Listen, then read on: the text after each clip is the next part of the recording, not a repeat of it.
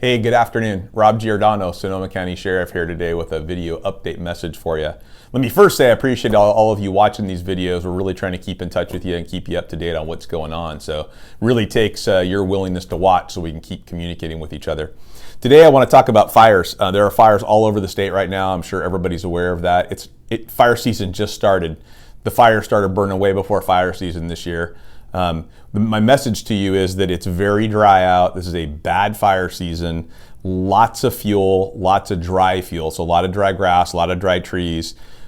We want to work with the fire agencies to help keep you safe. That's what this is about. So I'm going to talk a little bit about fire safety today.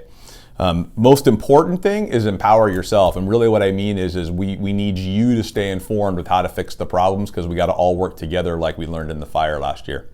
So let's talk about alerts first. WIA alerts, wireless emergency alert. It's a way for us in public safety to force a message over your cell phone to tell you of an emergency. Problem is the technology's not all there yet. It's not 100%. We've been testing it and it's been working, but not as well as we'd like it to.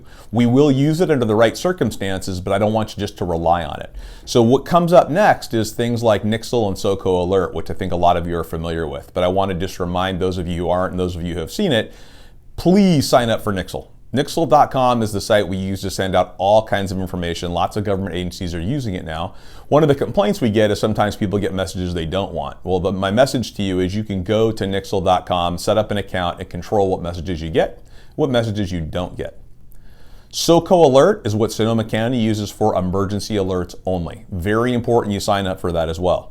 You're only going to get that alert in an emergency, but you have to go sign up. You have to put your address in, you have to put your cell phone number in, put your home phone number in. You have to tell it how to contact you. Those three things are really important, that you understand that and that you reach out and make it possible for us to contact you in any one of those ways, because we'll put alerts all of those ways. The other big thing is talk to your neighbors.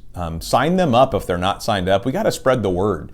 When the fire started last year, we only had 30,000 people in the Sonoma County alert system, and there's 500,000 people in this county. We really want to get everybody on there for their own good.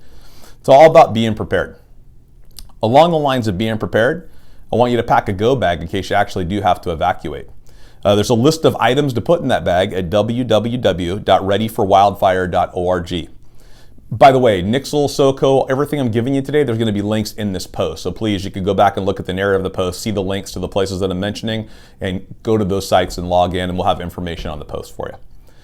Know your neighbors and know their special needs. You know, one of the things that saved a lot of lives last year in the fire was neighbors helping neighbors. People that knew their neighbor wasn't as ambulatory and went and helped them out, and that was really a big deal. So know your neighbors, know how to help them. Have a household communication plan. Have a way for your family to reach each other if there's ever an evacuation and we lose cell power again. We have to find a way to communicate so we can know everybody's safe. Another big part of the puzzle. The other thing that happened to us in the last fires was garage door openers.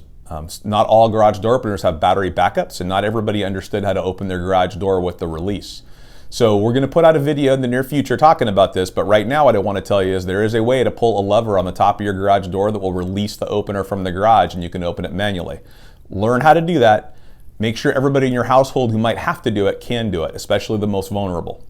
If not, get a battery backup, understand how that works as well. That was a problem in the fires for us, and I want you to be safe out there. The other big thing, know your escape routes. And what I really mean is no more than one way out of your neighborhood.